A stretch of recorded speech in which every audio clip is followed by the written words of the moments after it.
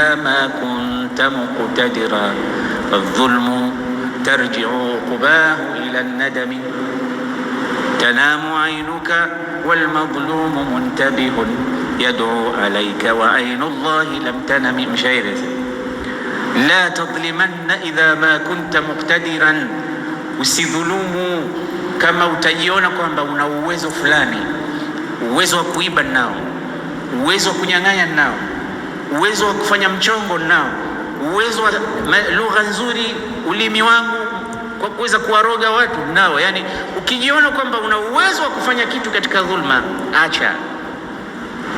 Ukiona uwezo wako unakuita katika kumdhulumu mtu, kumbuka uwezo wa Allah subhanahu wa ta'ala juu yako.